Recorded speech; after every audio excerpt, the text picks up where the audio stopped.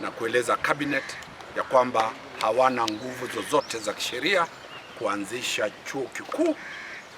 Ile kazi inafanywa na Commission for University Education.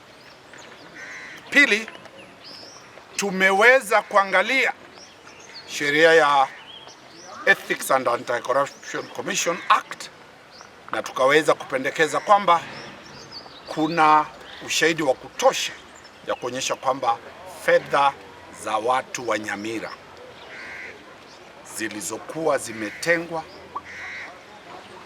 mama, baba, vijana, wazee wa Nyamira, shilingi milioni 100 zikatolewa kwa budget.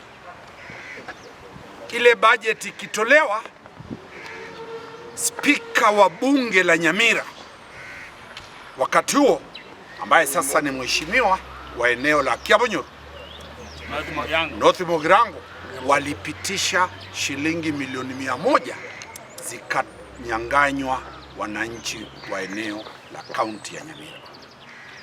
Tumependekeza kwamba lazima ule DPP na lazima kufuata kipengele cha 157 ambacho kinampa nguvu ya kumlazimisha Inspector General Police, ambaye ni ofisi iliyotengenezwa na kipengele cha 244 na 245 cha katiba, the National Police Service, kufanya uchunguzi na kuwakamata.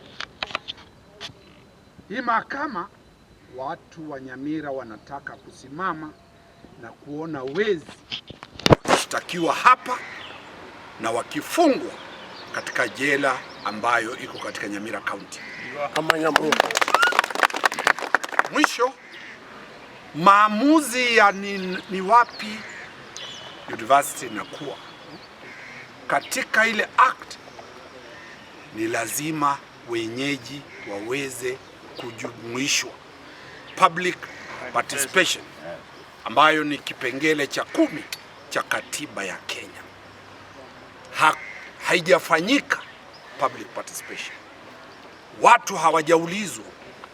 Kwa hivyo tumeomba maombi katika mahakama, tumefile case, tunatarajia mahakama kuu ya Nyamira iweze kufanya maamuzi, kwa sababu tumelinganisha vile ile university iliyokuwa Kisii University Nyamira campus vile ilifungwa na kuchukuliwa. Tukiketi na kuangalia, hata hii mahakama iliyo hapa nyuma itafungwa, ibebwe, ichukuliwe kwengine. Kwa hivyo wananchi tunawasihi mkuwe imara, vile ambavyo ni vyetu tutavilinda kwa njia zozote za kikatiba.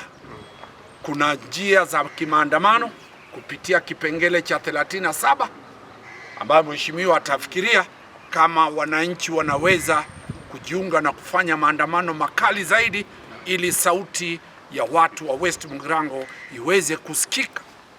Pili, sheria. Mimi kama wakili sitakubali, sitaangalia nilipozaliwa haki na urithi wa watu wa West Mugirango uweze kuibiwa hadharani. Asante sana.